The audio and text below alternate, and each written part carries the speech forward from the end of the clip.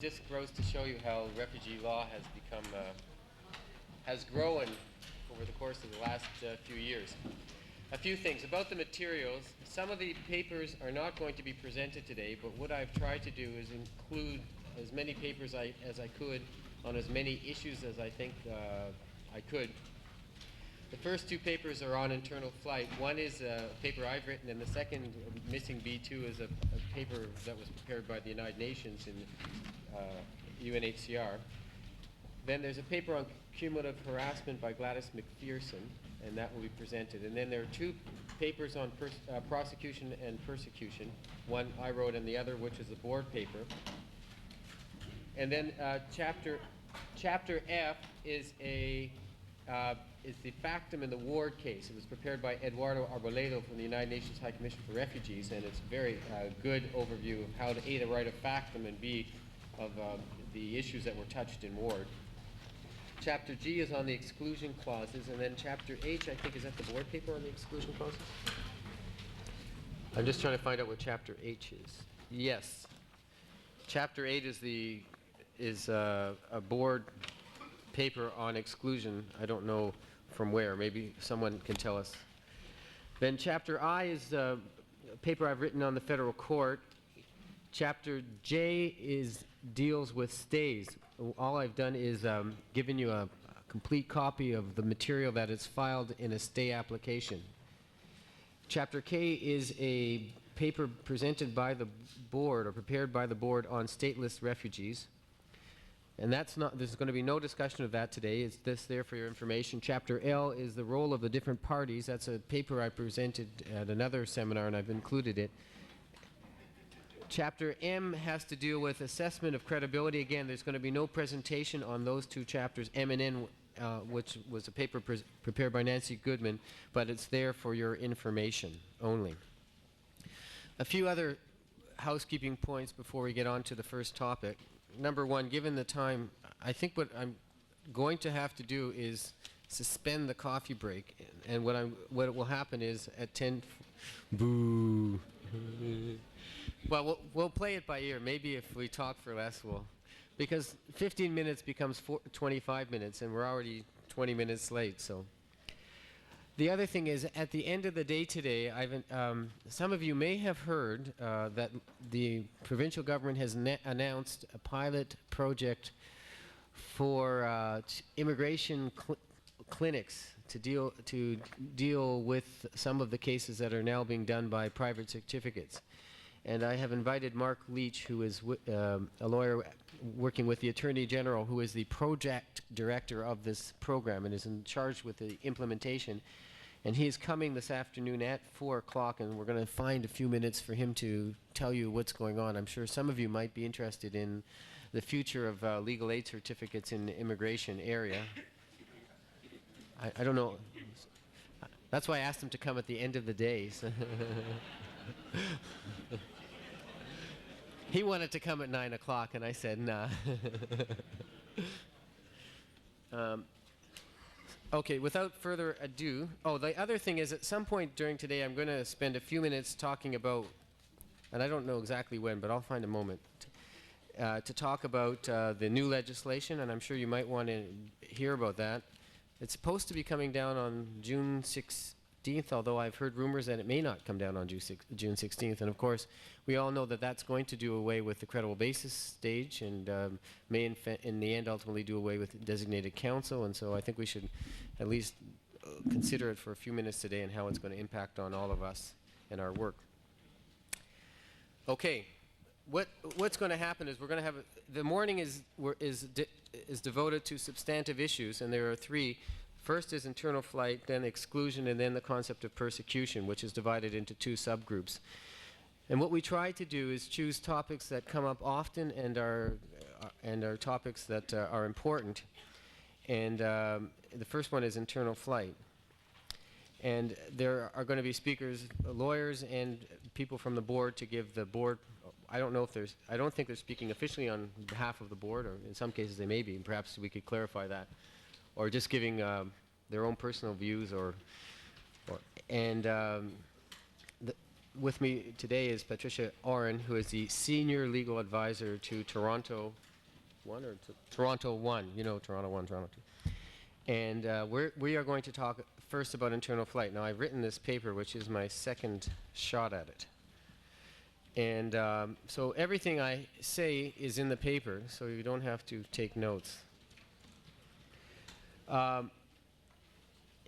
Internal flight is an issue that you have to be aware of in every case, because the Federal Court of Appeal has made it clear that it can be raised in every case. So it's something you can't sort of wait and see if it's going to be raised at the hearing.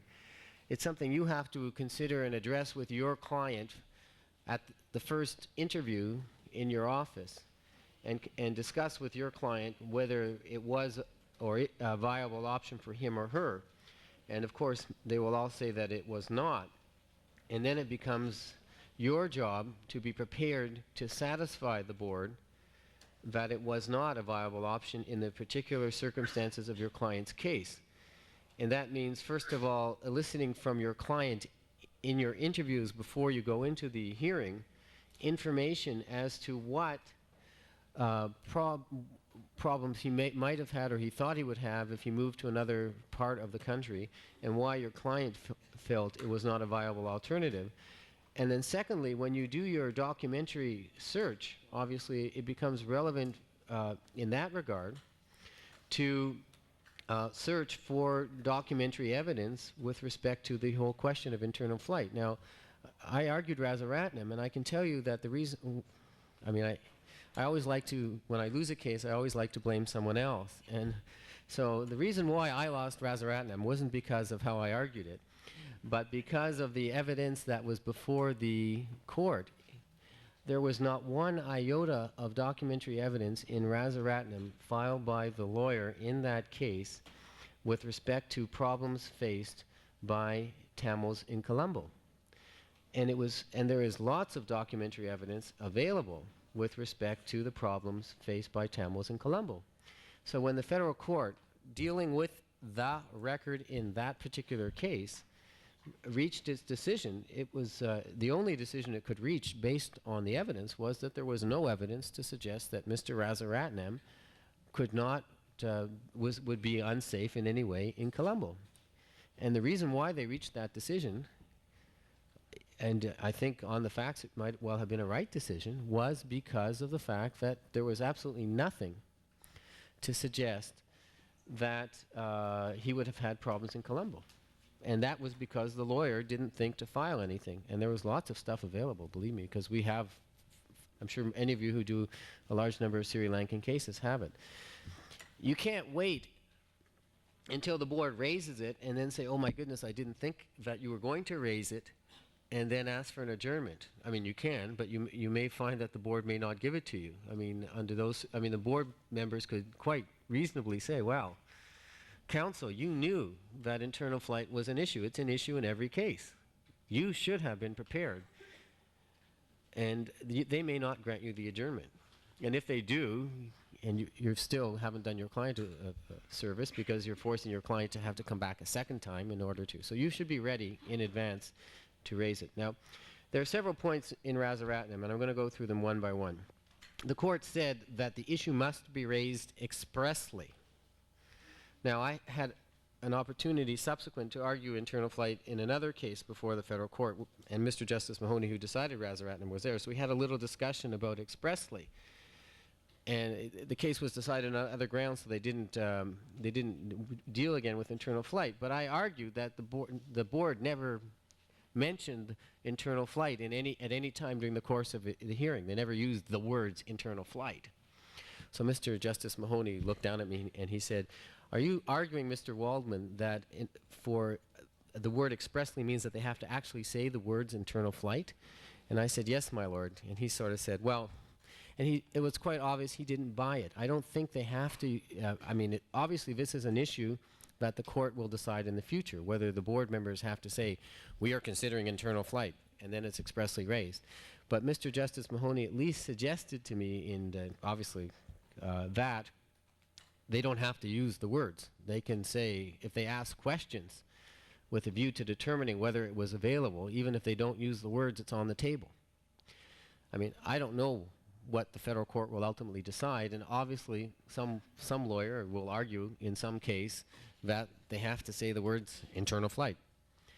But I would suggest, if I were counsel, that if the board starts asking questions, and we'll stick with the Sri Lankan case for now, and about your client who's fled from the north and ends up in Colombo, and ask, well, couldn't you be safe in Colombo, and why, and what happened to you? You were there for 7 months, and why didn't you feel secure? And all of this, and they asked a bunch of questions, then it's on the table, and you have to deal with it. Even if they don't say, counsel, we're considering internal flight. I don't know what the answer will be ultimately in the court, but if I were counsel, I would take the prudent position, and if the board starts asking questions in any case with a view to seeing whether or not internal flight is available, even if it doesn't mention the word, you should address it. What might not be a bad idea in such a circumstance is, at the end, after all the questions is concerned, you can ask the board, is the board concerned about the issue of internal flight? And if they say yes, then you have to deal with it. And if they say no, well, you'll be happy to know that they can't change their mind after the fact, because there's a case that says they can't. But in any event, if they say no, then they're bound by that. But you might want to ask the board after they've heard the evidence if they think that's an issue they want you to address in your submissions. So that's the first question. So expressly, what does expressly mean? The second point when dealing with internal flight is that the board has to be satisfied on a balance of probabilities that there's no serious possibility, I'm quoting from Rajaratnam, of the claimant being persecuted in the part of the country to which it finds an internal flight alternative. This raises a whole series of issues, and one of the issues that I think can be argued in this case is the issue of cumulative harassment, and I know Patricia's going to have some comments on that.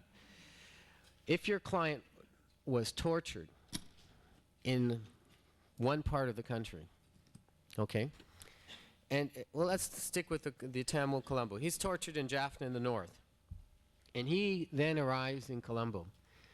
And in Colombo, he's not arrested and tortured anymore, but every morning when he gets up to go to work, he's stopped and he's searched by the police, and they say nasty things to him, and then he goes on to work, or her.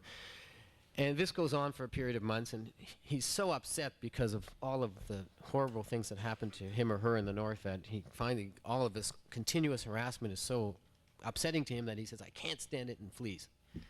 Well, if the board looks at what happened to the claimant in Colombo, they may say, well, this really was just, questioning every day, and it's not enough to be persecution. But what you can argue is, wait a sec, you cannot just look at this person's life in isolation.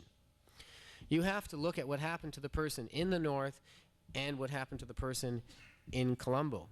So even if the harassment that that person suffered in Colombo in and of itself isn't persecution, when you combine the impact on that individual of the persecution in the north with the harassment in Colombo, that in its totality might constitute persecution. So that's something that you have to consider when you're making your submissions on whether or not the person has a well-founded fear in the part of the country to which an internal flight alternative is available, is the question of looking at the totality. Now, there's a case, and I'm not going to steal from Gladys's thunder, because this is really a cumulative harassment argument, and there's a case called Retnem, R-E-T-N-E-M, which is cited in the materials, in which the board specifically found that when you're looking at persecution, you have to look at the cumulative impact, and Retnem had been arrested in '84, and then had stayed in the country for 4 years and had been harassed. And Mr. Justice McGuigan said even if those incidents after '84 weren't harassment, the board had to look at the cumulative impact of all, including the '84 incident. The second issue, when you look at whether or not the internal flight is available in terms of whether there's a serious possibility of persecution, is an evidentiary question. Now, this is really a question of the board, and this is point 4 in my paper. The board has said that the burden of proof is on the claimant to show that he has a well-founded fear in the whole part of the country. But surely, if a claimant shows that he or she has been persecuted in one part of the country, then isn't it reasonable to assume that there is a well-founded fear throughout the whole country, unless there is some evidence to suggest to the contrary. Now, in Razaratnam, there was evidence to the contrary. And this key thing about Razaratnam is in the north, the agents of persecution were the Indian peacekeeping force, okay? And he moved from the north to Colombo, and the Indian peacekeeping force was not operating in Colombo. So that was really what was the key point. If you have a Sri Lankan Tamil who is arrested in the north today, obviously it wouldn't be by the Indian peacekeeping force, it may well be by the Sri Lankan army. And if that person moves to Colombo, where the Sri Lankan army is still operating, is it reasonable to assume that he would be any more safe in Colombo than he was in the north, where he was persecuted by the same army? I mean, surely you can argue, once you've established it's the same agent of persecution, that there's a presumption that the person would be in danger, unless there's some evidence to suggest to the contrary. Now, one of the things that the board has been doing in some cases, and this I haven't seen it in cases involving Sri Lankans, but I've seen it in cases involving Sikhs in the Punjab. They'll say, well, yeah, well, there's a civil war in the Punjab, so if you're a Sikh activist in the Punjab, clearly you're in danger. But once you leave the Punjab, you're not a high-profile activist, therefore you're no longer in danger, so you could go to any other part of India. Well, I think that they're making an inference that's not reasonable. If the documentary evidence shows that there are human rights violations throughout the country, if the documentary evidence shows that this person, or the personal evidence shows that this person was arrested and tortured not by some local isolated group acting on its own, but by the authorities under the control of the central government, I mean, what more do you have to prove? And for the board to draw an inference that based upon some fact that there's strife in the Punjab, so therefore he can leave, he would be safe. I mean, I think it's not a reasonable inference unless there's some evidence to show. I mean, what I would argue, and what I have argued in those cases, is once you've shown that your client was persecuted in one part of the country, once you've shown that he's persecuted by an agent who operates throughout the country, as opposed to the case of in Razaratnam where it was the IPKF which only operated in the north, then you can argue, and you show that the violations occur throughout the country, then you can argue that you've established your case. And unless there's some evidence to show that a Sikh who is persecuted in the Punjab is going to be safe in some other part of the country, I think you've made the case, and any inference to the contrary is not a reasonable inference under the circumstances. The third point, which is point 3 on A3 and A4, is the question of reasonableness under the circumstances. Now, it's very important when you deal with internal flight that you make sure to tell the board that they have an obligation, even if they're satisfied that internal flight exists, to determine whether it's reasonable. And it's important to argue that reasonableness is something that is different from the whole question of whether or not a person has a well-founded fear. I mean, and that's obvious because the court in Razaratnam says step one is there an internal flight alternative? And what that means, does the person not have a well-founded fear in some part of the country? Well, if he doesn't have a well-founded fear in some part, then he's got an internal flight alternative. So then the question becomes, if he does have an internal flight alternative, is it reasonable?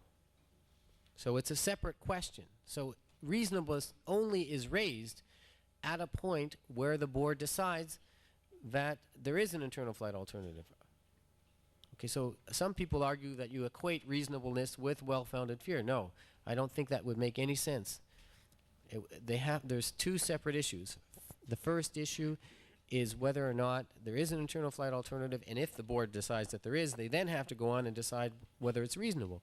And in that situation, what you argue is, look, you know, my client has been horrifically tortured in part A of the country, and even though you may feel that he's not in danger in the south, I mean, he feels, or she feels, like terrified, and, you know, get psychological evidence from a psychiatrist saying, like, this person, you know, is so traumatized by his or her experience that it's not reasonable to expect that person to stay in anywhere in the country, because that person is not going to be able to lead a normal life, or give evidence about how difficult circumstances would be.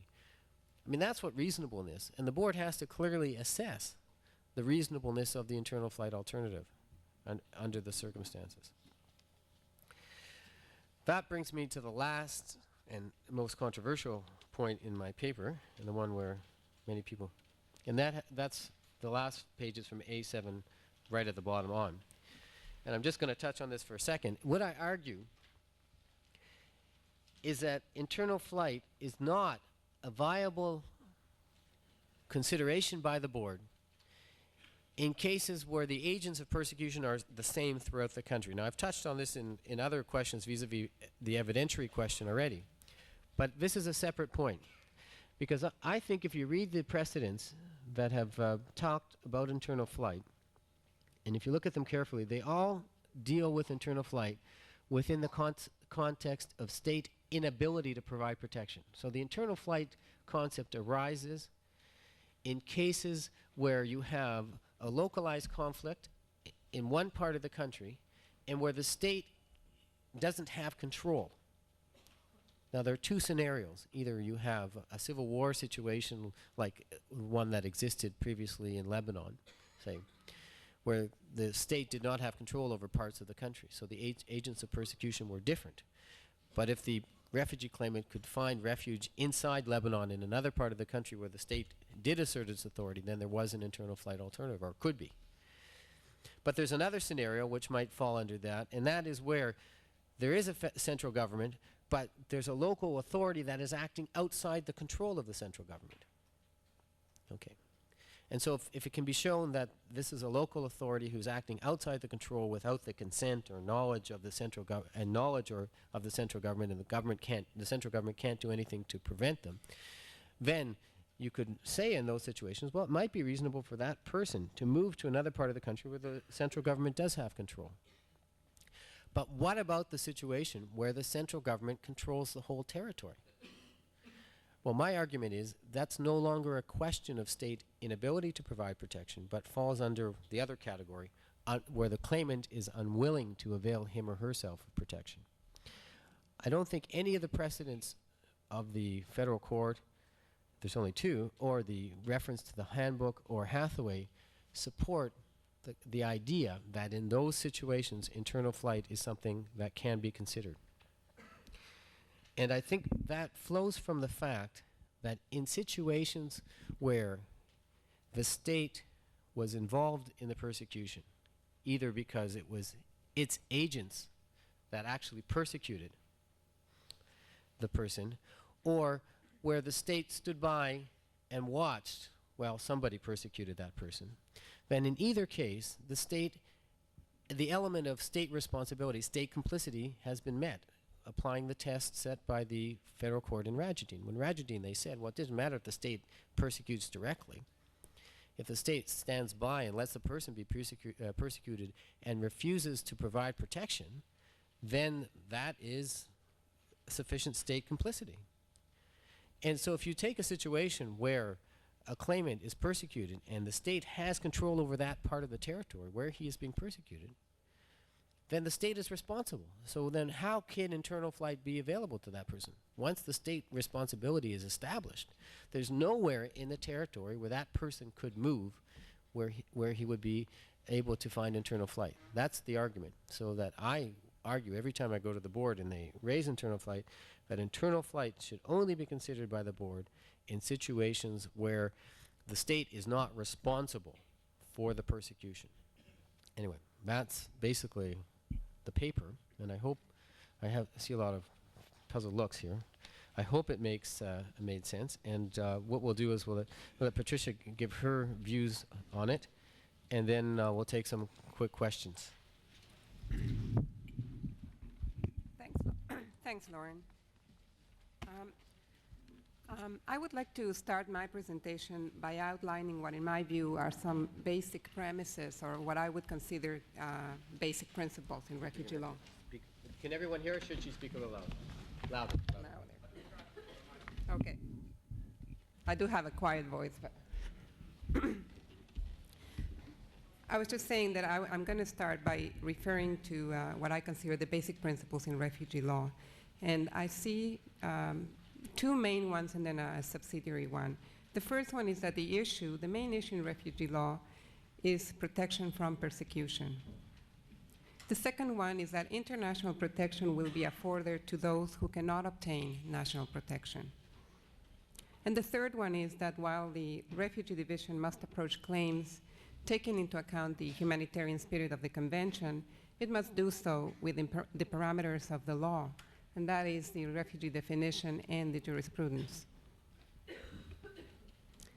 Now, with respect to the question of IFA, the premises that I see are as follows. The existence of an IFA will act as a bar to refugee status unless it is determined that it would be unreasonable to expect the claimant to seek refuge in that part of the country.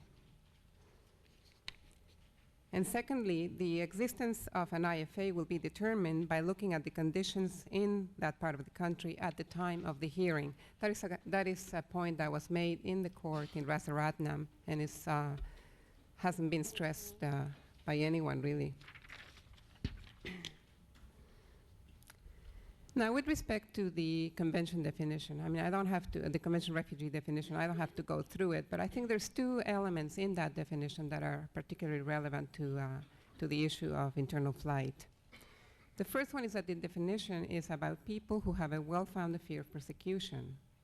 In other words, if the fear is of something other than persecution, then the claimant is not a refugee. And secondly, the convention is about people who cannot avail themselves of the protection of their country of nationality. And to simplify matters, I'm not going to at all touch on stateless people who raise their own problems, so I'm just going to refer to those people who have a country of nationality. So as you see, the key words, the key concepts in the definition go back to the basic principles, which is persecution or protection from persecution.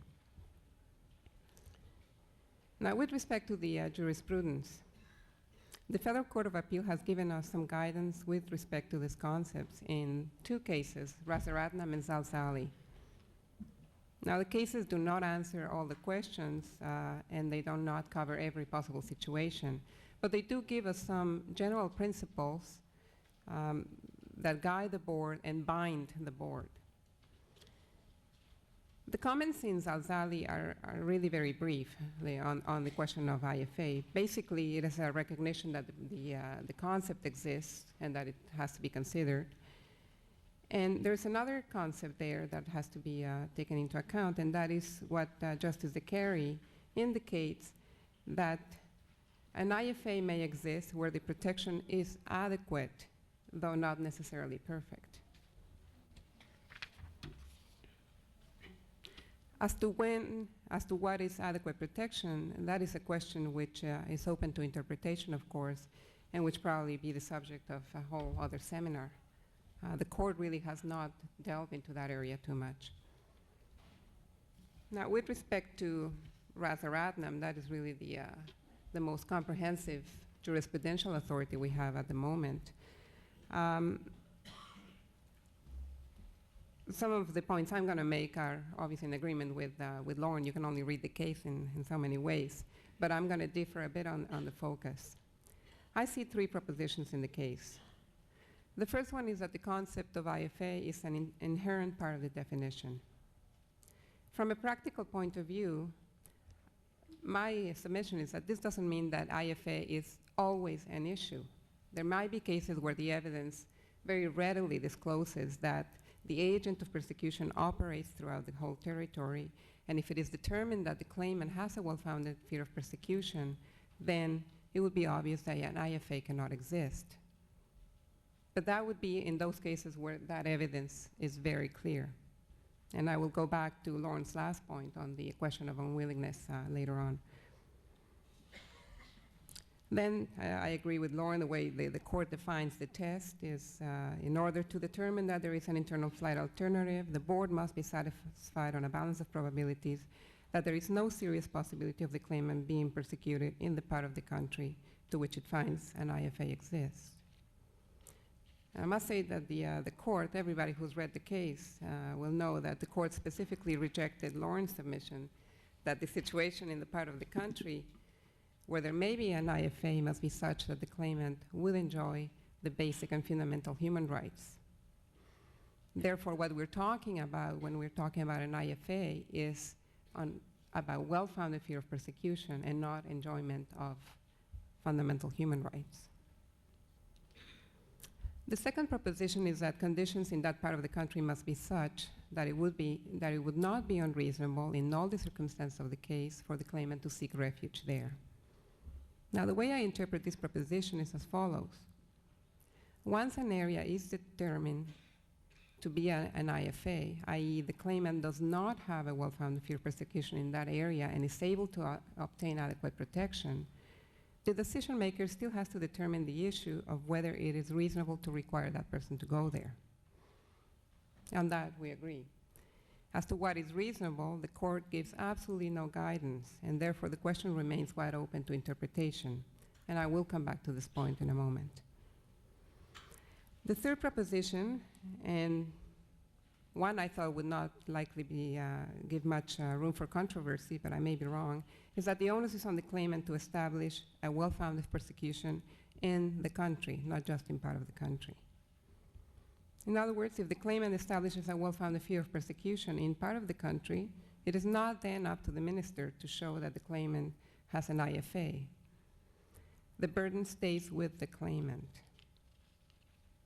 Now, we all know that the issue must be raised at the hearing. I agree with Lorne that it would be reasonable to assume that as long as the questions relevant to an IFA are asked, the fact that the magical words are not pronounced would not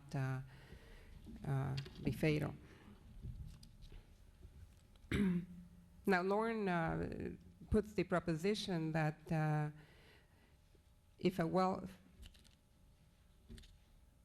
that there is a presumption that if a well-founded fear of persecution exists in part of the country, then the board should presume that the claimant is not safe anywhere else. And I would turn that around and say that counsel cannot presume that the person is not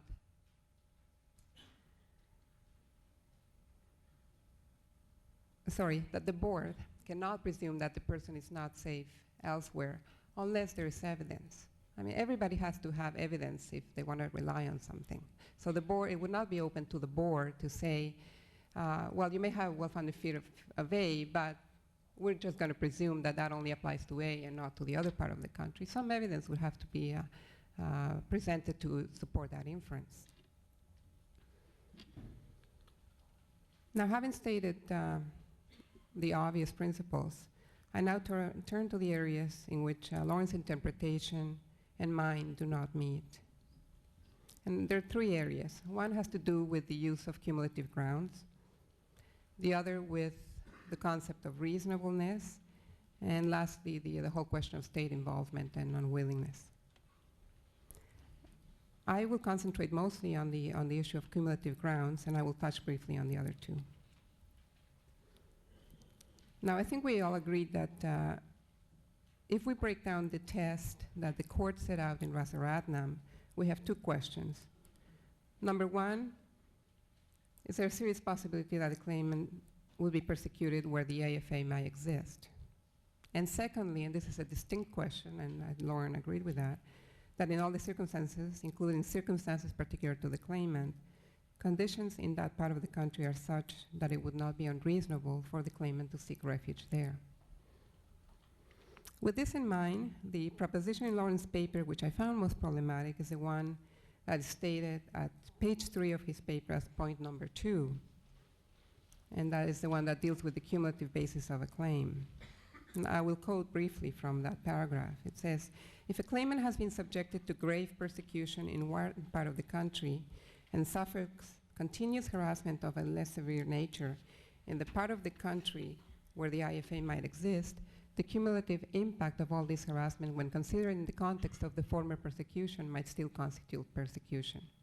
Then he goes on, he expands on that point later on in the paper at pages 6 and 7.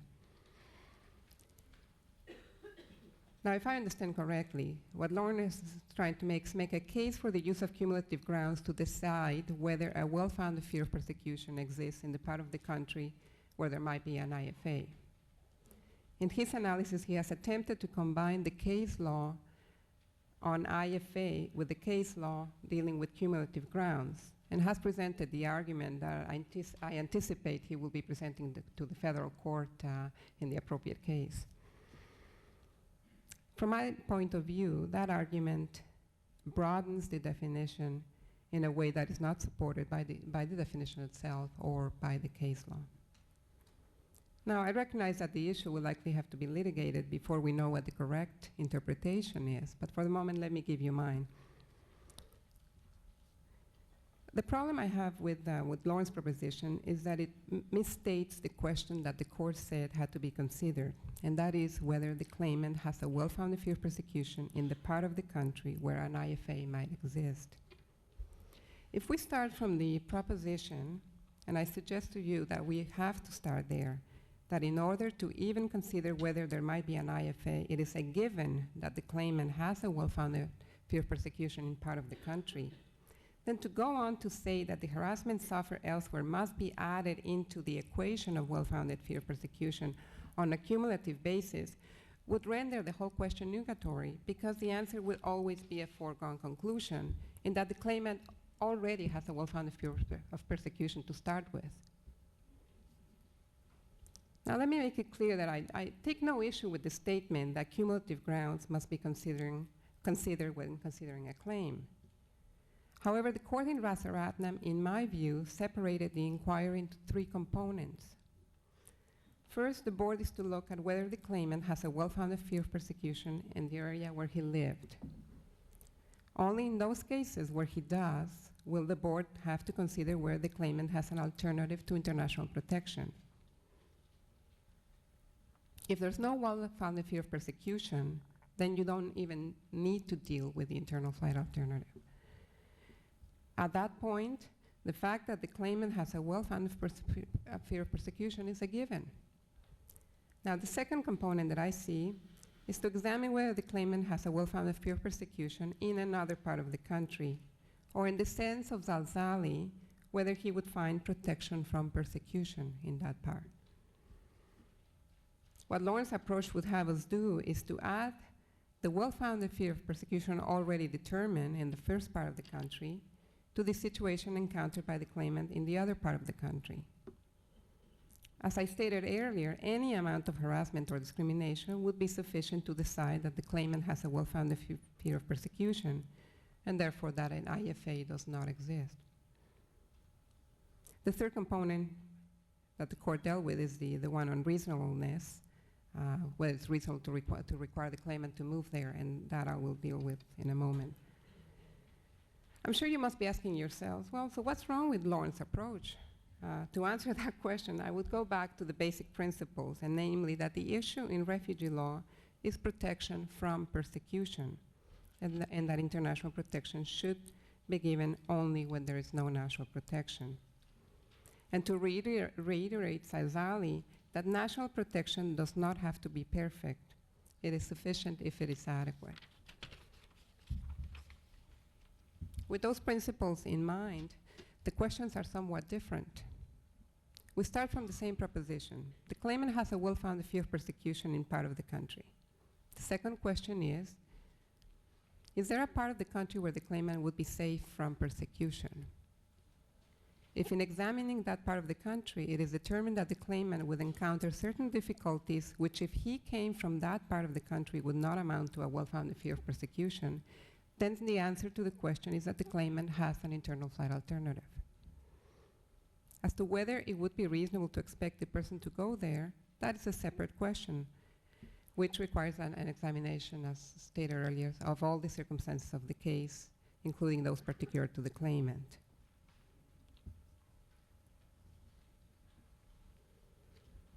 There's another reason why I think the analysis is flawed.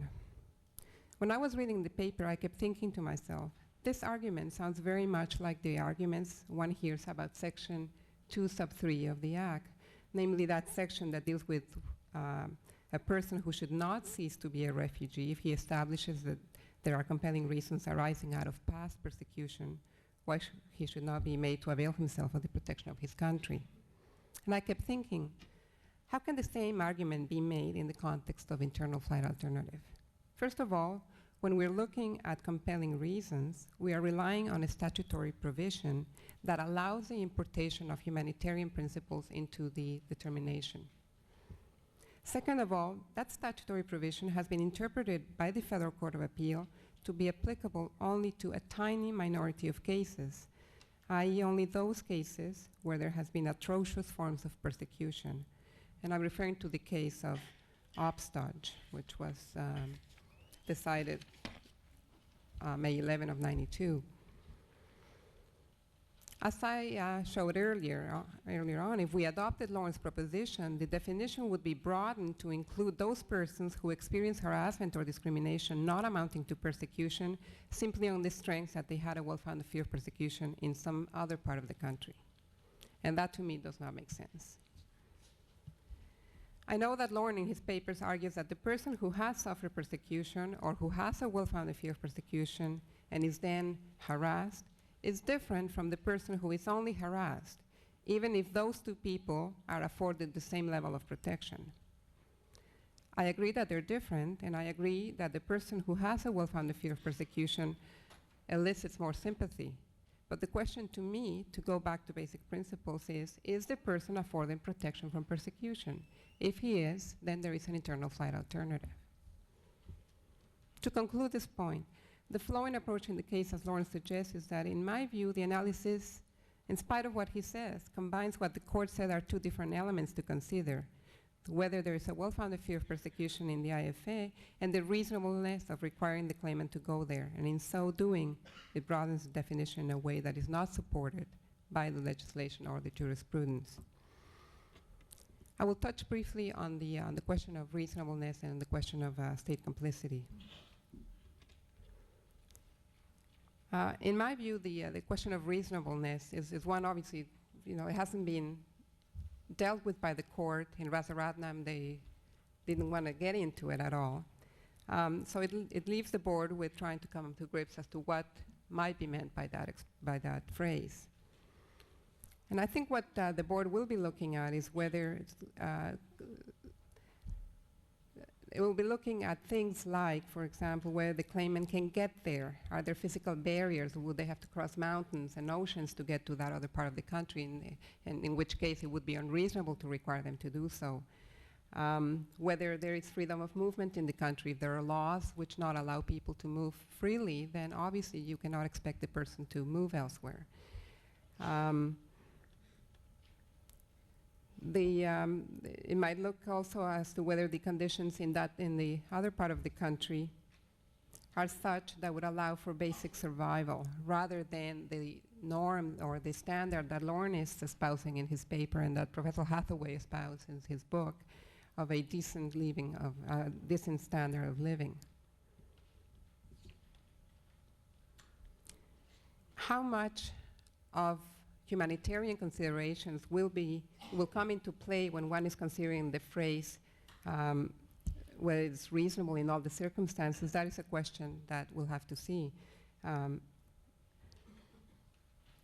As I stated earlier, when the court is considering Section 2, Sub 3, it has taken a rather restrictive view on when you can import humanitarian considerations into the determination of refugee status. We'll wait and see whether they take the same approach. The only thing I'm going to say with respect to state involvement, and that's obviously a big issue, is to me the question, and I think the question that the board is asking itself is, how far does the arm of the state extend? If the claimant is fearing a local authority, even though that authority is part of the central authority, but that local authority has no power anywhere else, and the evidence discloses that people like the claimant are not in danger of persecution anywhere else in the country but where they come from, then even though there's a central authority, I think the board could safely conclude that there is an internal flight alternative. That's all I have to say. Wow. Thank you. Unfortunately, I don't have time to respond. So, or if I did, we would have to eliminate the exclusion clauses, and I think Donald and the others would be very upset. So, I'll leave that for another day. The only point I will make I won't deal with the main controversy, which is the cumulative one. I'll leave that for the federal court. But in terms of reasonableness, I think it was very interesting that Patricia only looked at the objective thing.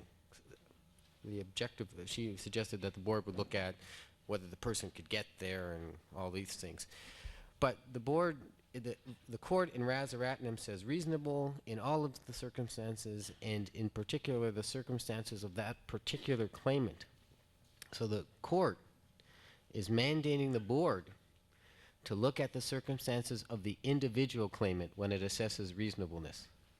And in my view, that imports not only objective considerations, but subjective considerations into the process. And I think that council have to argue that. That's all I'm going to say.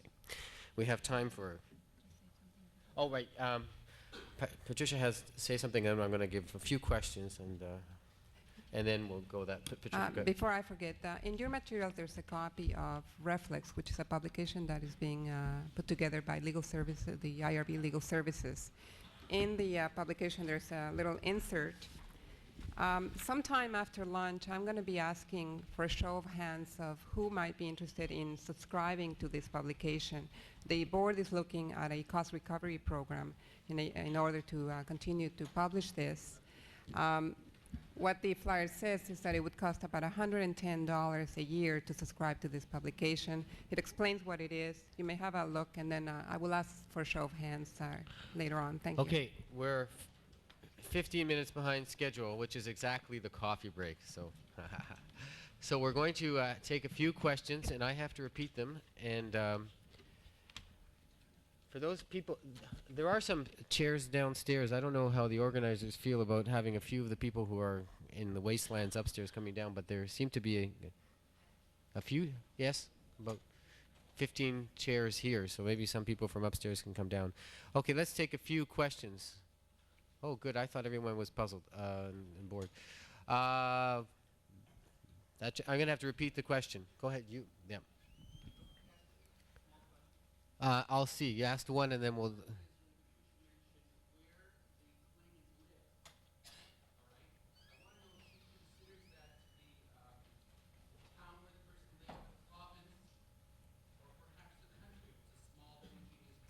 Okay, the question was, Patricia mentioned where the claimant lived, and the question is that the town, the province, or the country, if it's a small homogeneous country? I think that's a question that has to be determined on the basis of what is the evidence in the case. I mean, it's what I was thinking where he lived is where there is a risk of persecution. Now, whether the risk of persecution is only where he lived or elsewhere, that's what has to be decided. Okay. But generally, I mean, the claims are presented. Oh, my client lived here, there. This is what happened. They have contact with the local authorities, so usually it is geographically restricted, but not necessarily.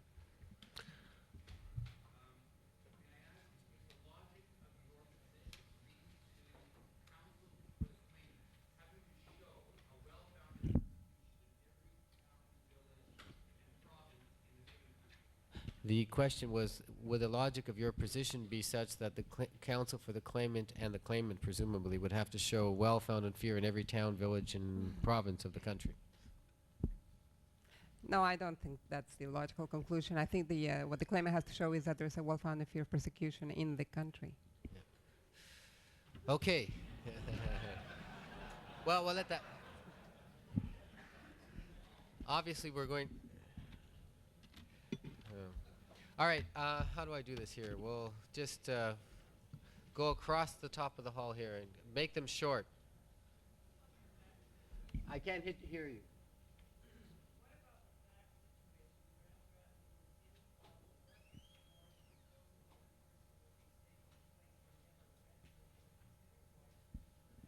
Okay. What? This is a double whammy question here.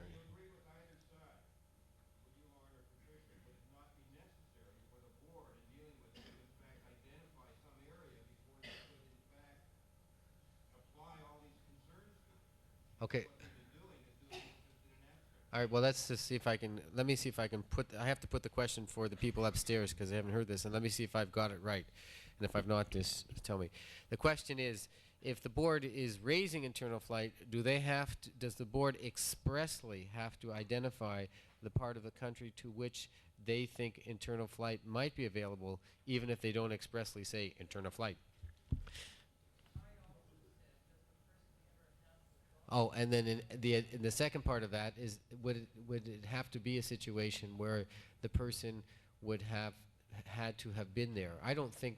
I mean, I'll answer the second part. I'll leave the hard one for Patricia. I don't think so. I don't see why, if you apply the logic of the court in Razaratnam, the person would actually have to have physically gone to that particular part of the country where internal flight is available, if the evidence disclosed that he or she could have gone there, and it was reasonable under all of the circumstances, including the circumstances particular to that individual claimant, for him or her to go there. I don't see why you would need to show that.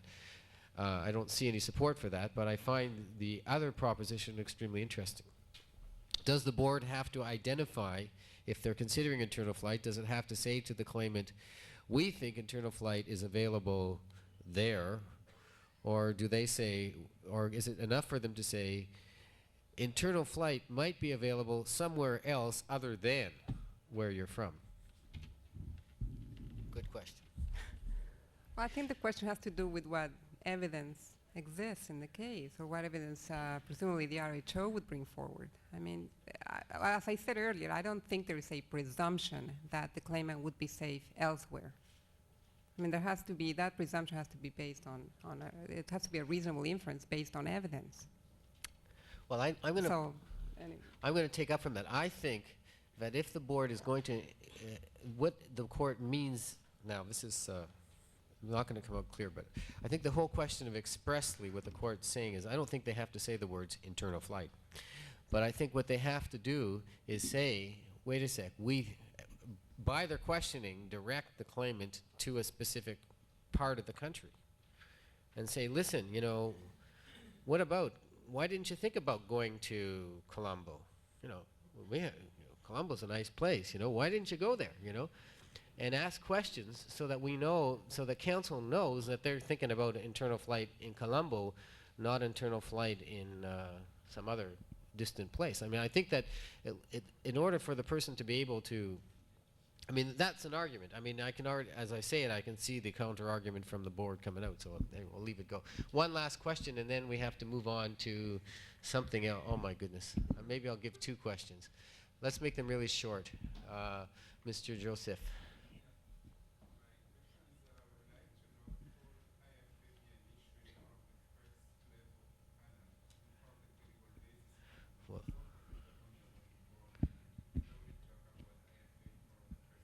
Okay, the question is, could IFA, internal flight, be considered by the credible basis tribunal? Now, do we really care? Because hopefully, but we still have 6 more months of credible basis anyway, so let's see what people think. Do you have a position on that?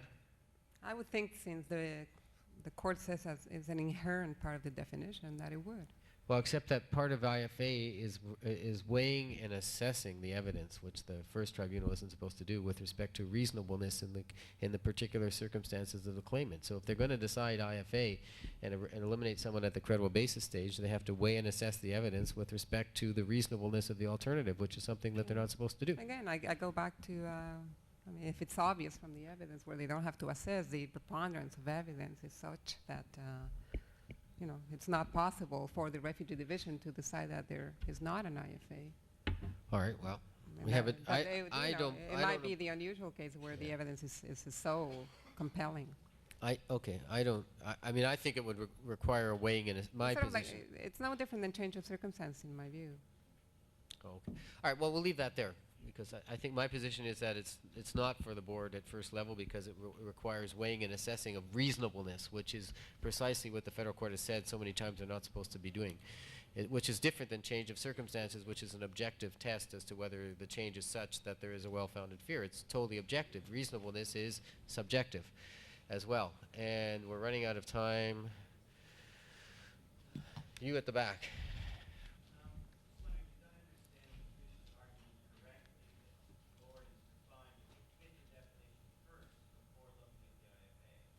Okay, the question is, do you have to find out whether they fit the definition first before looking at the IFA? That's what you're, he's asking if that's the correct interpretation of your position.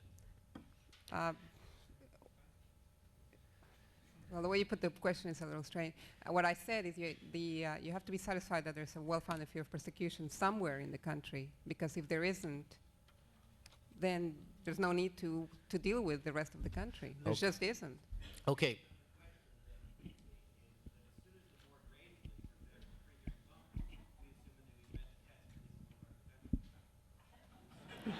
No. I missed that. So I'm sorry for those of you upstairs. It was very funny, but I didn't get it. He spoke too fast. What he said is once the board raises the issue, then the council can assume that they've accepted that there is a well-founded persecution somewhere. I don't think so. Okay, no. Okay, we have to move on to item 2. We are going to, you don't move. Greg, Laurie, and Donald, please. We have to have a, I'd like to thank Patricia. I hope that you found this interesting. I did, but then again.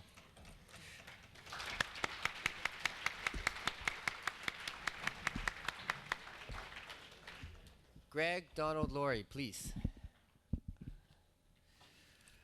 I'm sorry, this is going to be heavy, I think, God. This may well be the last one of these, so take advantage of it while you got it for $50, The Canadian bar charge is $400, so this is a good deal, so take advantage of it. Okay, I'm going to introduce the panel, and I'm going to disappear. Why don't you sit over here? How long? Do you need people to? Do you need me to come and tell you how long, or are you disappearing? I'm going to try to. All right. Okay. Well, I'm going to stay then because I have to kick people. I'll stay here, and I was going to go have a coffee, but I'll stay. Nice go. Oh, it's going to listen. Who's going first? Greg. Okay. This topic is exclusion. Now, it's a big topic now because we've had the case of Ramirez, which Donald argued and did such a fine job on, and really messing it up for all of us counsel. So I think Donald MacIntosh is a lawyer with the Department of Justice, and he confided in me that he didn't think the court was going to buy all of his arguments, and he was surprised when they did. So I hope I'm not revealing any secrets. But in any event, Donald argued Ramirez, so I thought it would be interesting to have him come and sort of tell us how he views Ramirez. But before we do that, we have Greg James, who some of you may know, who is on the executive of the Refugee Lawyers Association, an association that you should all know about if you're planning to take refugee work seriously. And then over on my far left is Laurie Disenhouse, who is a legal advisor, is that your term? A legal advisor at the Refugee Board. And so the order is going to be Greg first, Donald second, and Laurie at the end. We're giving the board the advantage of going at the end all the time, you noticed. They get the last crack. All right, so.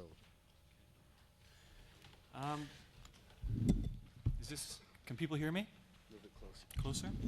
What you have to do, put your papers to the side and hold them like that. Okay.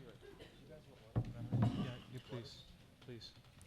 Okay, this is a very big topic. The exclusion clauses are probably as big a topic as the inclusion clause is, and as you can see from the agenda, we're breaking down the inclusion clause and talking about it a number of times over the course of the day. So hopefully we'll be able to deal with this in some meaningful way in the short time that we have without boring you all to tears in the process. The paper that you'll find in the package at Chapter G is the paper that I wrote, and after putting all that work into it, I have to advise you that I made one mistake, at least, which has come to my attention so far, and I'd like to draw your attention to page, well, right at the beginning of the document, at about the third page, there's a description of the Rudolph case under the heading jurisprudence, which is inaccurate.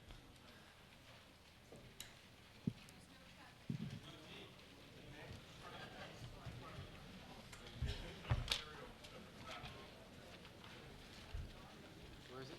Is it in the additional material? Okay, well, look, you talk and I'll find out. Okay. And Yeah. Oh, sorry. No? Okay, Look, you go ahead and I'll find out where it is. I'll find out where it is. Don't worry about it. We'll be back in 2 minutes. And it's in my binder, but it may be in your additional material that was given to you at the other. Okay, in any event, the Rudolph decision is not a decision that involves the stripping of Canadian citizenship. It involves an individual who came to the port of entry as a visitor and was found by an adjudicator to be described in section 19(1)J, which is the section which says that a person who's committed war crimes or crimes against humanity is inadmissible to Canada. And that case was, judicial review was sought in the federal court. So that is a case where war crimes and crimes against humanity are dealt with in a slightly different context. Okay, to move to the rest of the paper.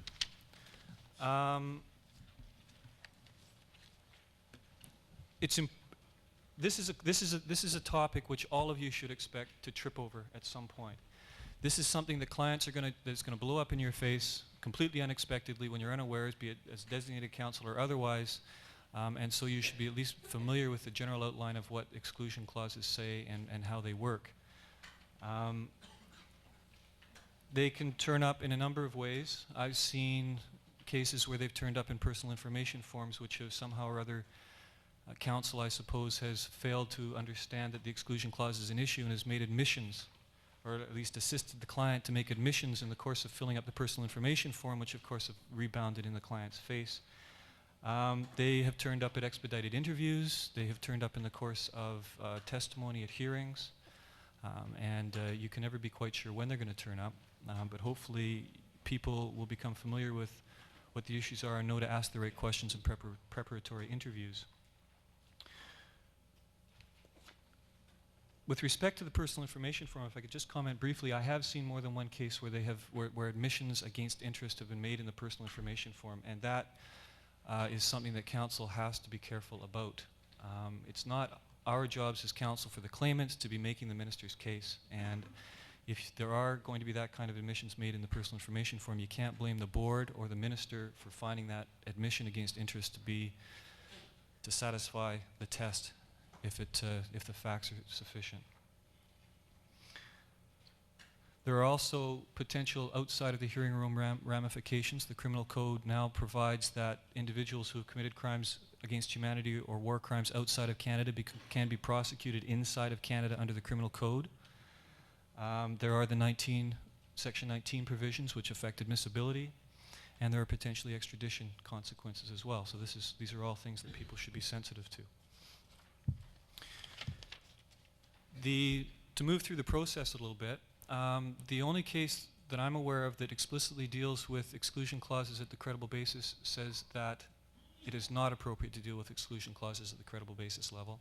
If there is any evidence on the record upon which the Refugee Division might find the person to be a convention refugee within the confines of the inclusion clause, then that's sufficient. And the credible basis panel should not move on to deal with whether or not there is conclusive evidence of exclusability. The dissent said the opposite. If there's conclusive evidence with respect to inclusion, then the credible basis panel can deal with it. At, hopefully, Chapter H of your package, there is a memorandum which has been prepared by the board with respect to procedures at or hearings involving the exclusion clauses. This is something you should all be familiar with if you're going to be going to a hearing. And I'm going to talk a little bit about procedure and touch on some of the main points there. Before I get into that paper, you should all realize that in the normal, you can expect the minister to intervene in many of these cases, but just because the minister does not intervene does not mean that the board is not interested in dealing with the exclusion clause.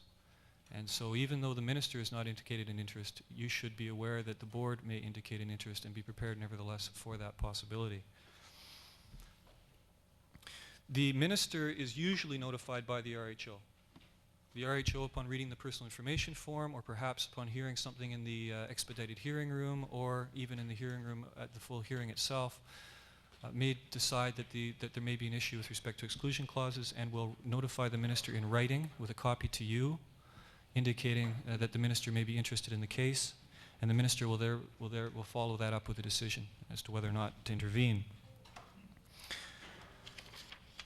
The minister's intervention is restricted by section 69.1 sub 5b of the Act, which says the minister can only cross-examine witnesses and make representations if the exclusion clauses or the cessation clauses are an issue, and the board has been notified that the minister is of that opinion. Rules 14 and 15 of the CRDD rules say what the minister has to do in order to intervene, and that is to notify the board and the person concerned in writing of their opinion that the exclusion clauses are an issue, and also to serve and file a copy of any document that the minister intends to produce, and any statement of facts that the minister intends to prove. Now, so far what the minister has been doing is providing basically a one-page statement with about 3 sentences on it, with the first 2 sentences say the minister is of the opinion that section 1F of the exclusion clause is an issue, and the second sentence says out in as few words as possible what the basic fact is in support of that. I would like to encourage counsel, and I don't think the board so far has found this argument to be very persuasive, but I would like to encourage counsel to, as much as possible, get as many facts at that disclosure stage from the minister as possible, and in particular, facts which address each of the elements of the exclusion clause in issue. And also, if possible, to get the minister to specify which exclusion clause it is that they're raising, which they generally do not do. And I would analogize that with a Section 27 report, which usually sets out enough facts to address each of the elements of the allegation, and also perhaps of the criminal information, which does something similar. At the beginning of the hearing, there's a pre-hearing conference. The pre-hearing conference is usually attended by all of the participants, except perhaps the person concerned themselves, at which procedure is discussed and so on. And the procedure is pretty much wide open. The memorandum in the package suggests a procedure, but the members are not bound by that, and they very often, I think not the majority of the time, but they do often stray from that particular procedure. And so it's important to get a clear understanding of what the procedure will be, and I would suggest it's important to get that clear understanding clearly stated on the record, either by the RHO's minutes of the pre-hearing conference or some oral statement on the record, so that farther down the road, many months later, after all these adjournments that happen quite often in these kinds of cases, everybody still has the same understanding and there's no conflict. I would also suggest that if there's objections counsel has with respect to the procedure or other things discussed at the pre-hearing conference, they also put those objections on the record, just for the sake of the record, so if it ever does get to the federal court, those things are clear. The general practice is for the claimant to present the evidence first. So the claimant's evidence gets presented first, goes through all the normal procedure, except that the minister is there and the minister can cross-examine, followed by the minister's evidence, the RHO's evidence if the RHO has any, and followed then by the claimant's reply evidence. And all of that evidence, right from the very beginning, deals with both exclusion and inclusion issues. So even though the burden, as you'll see, with respect to exclusion is on the minister, and the burden with respect to inclusion is on the claimant, you deal with both of those things right off the top in most cases. The Refugee Division generally holds that the minister is not constrained to cross-examining with respect only to the exclusion clauses, but also with respect to the inclusion clauses, even though the sole justification for the minister being there is exclusion clauses. There are some members of the Refugee Division who feel that, and you'll see in the paper that this is a disputable issue, that the exclusion clauses ought to be dealt with first, because in their opinion it's clear that if a person is excludable, there is no point in dealing with the inclusion clauses. They are automatically barred, and some of the members prefer to proceed in that way. They deal with the exclusion clauses first, and again that could create all kinds of different procedural ramifications, such as maybe the minister should go first in the presentation of evidence and so on. So basically what I'm saying is that there's no hard and fast rules. There is a general practice, but there's no hard and fast rules with respect to procedure, and you should go into the pre-hearing conference prepared for just about anything. That's general procedural. Oh, actually no, just one more thing before I move on. The Refugee Division general practice is to deal in their decision, in their deliberations, with the inclusion issues first. And you may want to consider structuring your submissions in that way based upon what you've heard from the pre-hearing conference and in the course of the hearing itself. And only then, if they find there to be the person to have a well-founded fear of persecution, do they move on to consider the exclusion issues. Now, as I've already told you, some members are not of that view, and so you have to be careful. You shouldn't take that for granted, but that is the general practice. And I'm going to talk now about the definition itself. There is very little jurisprudence with respect to the exclusion clauses, at least very little case law. The only case of significance in Canadian case law is the Ramirez decision, which Donald argued for the Justice Department. And in that decision itself, the court said that there is a dearth of authority with respect to the interpretation of the clauses. Generally speaking, the international commentators such as Grell-Madsen, Hathaway, Goodwin-Gill, the UNHCR, are of the view that the interpretation clauses should be interpreted with a restrictive interpretation. It's interesting that in Ramirez, however, the federal court held that in spite of the several, well, I shouldn't say in spite of, that's not their language, but although there are several international authorities which emphasize that the interpretation must be restrictive, it would nevertheless appear that in the aftermath of the Second World War atrocities, the signatory states intended to preserve for themselves a wide power of exclusion.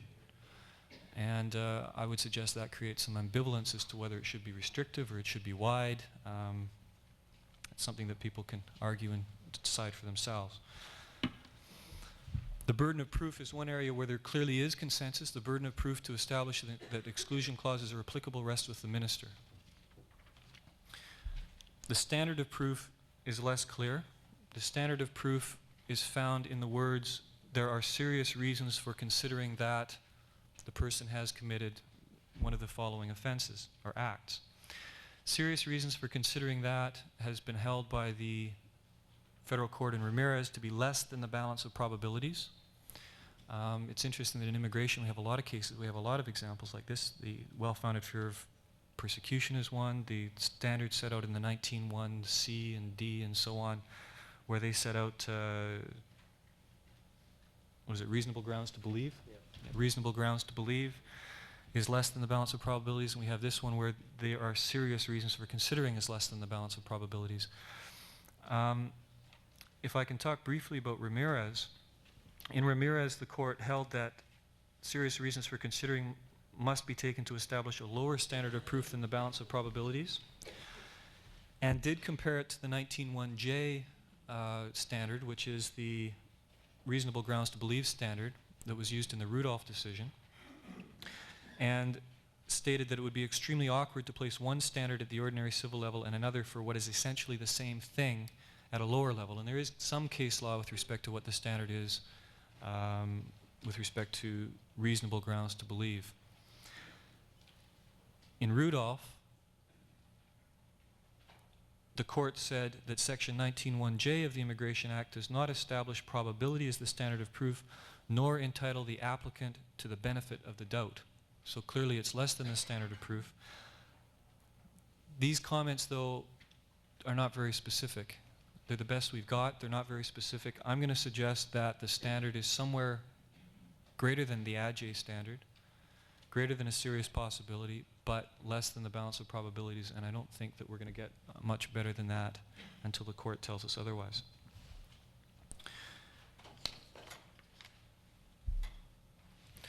The clause goes on to say he has committed one of the following acts. He has committed is generally felt to be rather non-controversial.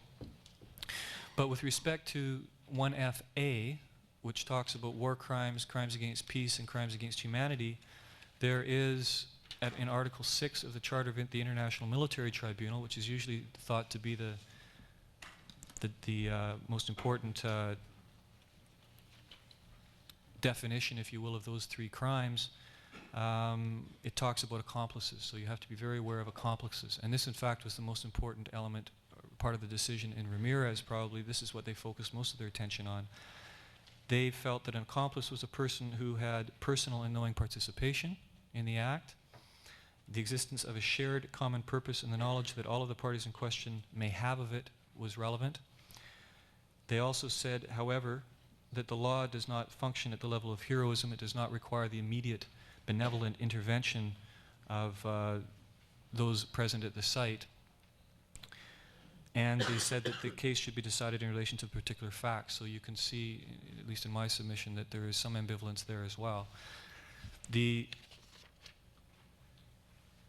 this particular case, I think Donald's going to talk more about it, but in this particular case, the court held that this was not even close to the line, and so they didn't give us a very definite decision about what the exact line is with respect to what constitutes complicity or accomplice in this particular situation. With respect to those three crimes set out in Article 1FA, have people found the paper, by the way? Yeah, I think so. Okay. Have people found this paper at all? Okay.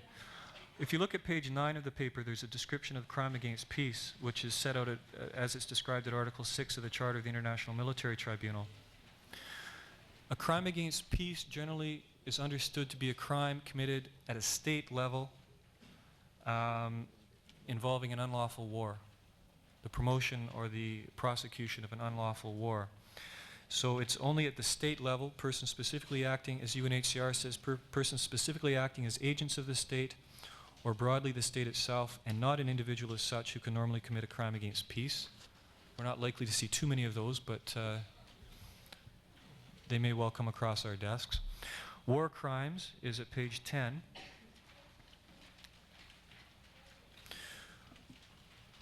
There's some ambivalence with respect to war crimes and whether or not it would apply only to crimes of international character.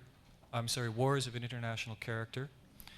The general international commentators seem to feel that it does not apply to conflicts of a non-international character, but in Ramirez, it's not clear what the court felt. The court in Ramirez said that, and I should perhaps, to explain this, say that crimes against humanity do not need to take place in the context of international conflict. But the court in Ramirez said that nothing hangs on whether the offense in that case was a crime against humanity or a war crime, given that the context was a civil war or a civil insurrection. So I'm not sure whether Mr. Justice McGuigan was simply trying to avoid dealing with another definitional issue, or if he was saying that they amount to the same thing. But the international commentators are fairly clear that it should normally apply only to wars or conflicts of international character. Crimes against humanity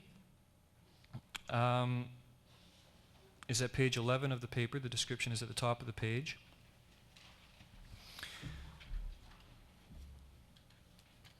As I said already, the general understanding is that a crime against humanity does not need to take place in the context of an international armed conflict. And in Ramirez, in fact, it was a Salvadoran military person who was accused of committing crimes or being an accomplice to crimes against humanity which involved another Salvadoran. So that clearly was not in an international context. Neither does it need to be on behalf of the state. This can be offenses or acts undertaken by an individual in his or her own capacity.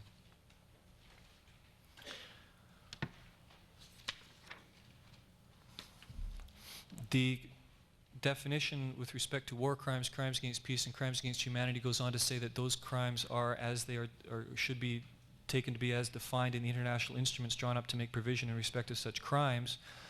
And this may be important to those of you who want to look to the criminal code for assistance. In Ramirez, the court said that an international convention cannot be read in the light of only one of the world's legal systems. And you have to look, when trying to define these clauses, you have to look to the international instruments to see what they say the crimes are, rather than to domestic law. There's some discussion in the paper about the defenses such as superior orders, duress. I'm not going to get into those now. It's not very clear what those are, and Donald might actually have some more to say about that. The second article of the exclusion clause is 1FB.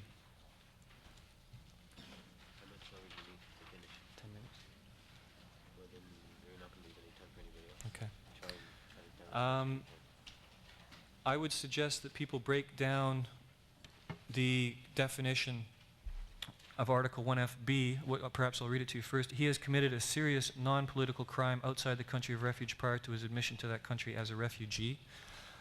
This definition was intended originally to bring the refugee definition into accordance with the general understandings of laws of extradition.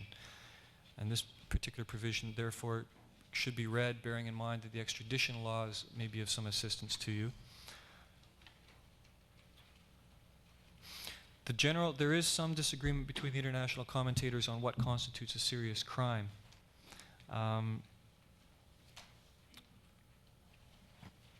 Although, perhaps I'm going too far. There is a general understanding that it should only be the most serious kind of offense to which this particular clause applies. With respect to this clause, perhaps unlike the others, mitigating circumstances and perhaps also aggravating circumstances can be taken into account by the decision makers. And so defenses and other having served the sentence already, pardon, and other factors such as that may be taken into account. The offense must be non-political, and this is a potentially contentious issue. Most of the commentators suggest that you should look to the intent in the mind of the alleged offender to determine whether or not it is a political offense. But they also suggest that regardless of the intent, the nature of the offense could be so horrific that it takes it outside the context of a non-political offense, and presumably that would be examples of serious terrorism. In the paper, I have set out some of the extradition standards which you might want to consider looking at when considering whether or not an offense of this nature is political or non-political. And Gerard Laforest, who's now a Justice of the Supreme Court of Canada, has written a book with respect to extradition standards, and you'll find some comments about that. One of the factors which works its way into consideration in this area, serious non-political crime, all of you have dealt with at one time or another prosecution versus persecution, and those various factors work their way into this analysis as well. And with respect to this particular clause, there is also, generally speaking, an understanding that the inclusion clause needs to be balanced against the exclusion clause. A person who has a serious fear of persecution may still be found to be a convention refugee, even though they may have committed a serious non-political crime where the degree of persecution feared outweighs the nature of the offense that they have committed. And there is dispute about this. I know that some board members do not accept this this analysis, but generally speaking, the international commentators from UNHCR to Hathaway and so on suggest that that's the way that the provision should be regarded. Outside the country of refuge, with respect to non-political crimes, that's fairly straightforward. And prior to his admission to that country as a refugee is also straightforward. This particular clause, serious non-political crimes, is probably the one you're most likely to come up against, although crimes against humanity seems to be gaining some sway as well. Article 1FC has been guilty of acts contrary to the purposes and principles of the United Nations. There's very little about what constitutes a crime against the purposes and principles of the United Nations, except I would draw to your attention Chapter 1 of the United Nations Charter, which is entitled Purposes and Principles. And most of the commentators agree that that chapter and the preamble of the UN Charter should be looked at when assessing what constitutes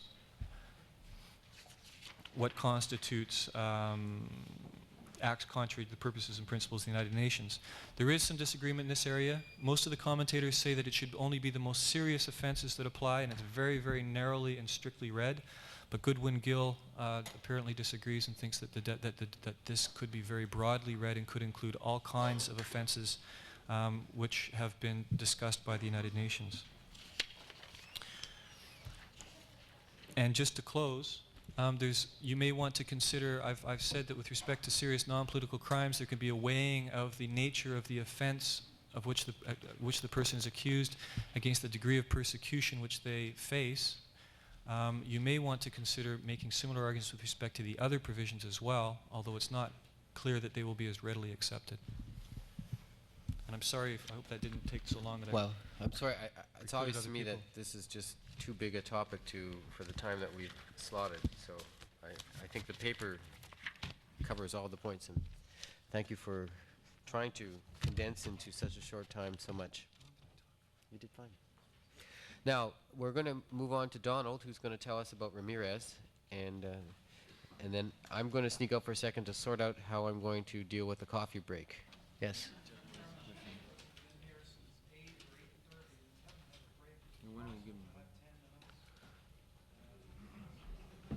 Yeah. People under Okay. Well, look. All right. Well, that's fine. Let's just do it that way. Let's go have our coffee break, and we'll come and we'll pick up with Donald. And can I speak to the speakers who are left so we can sort out how we're going to organize the rest of this? But please, 10 minutes, okay? How long did I talk for? I don't know.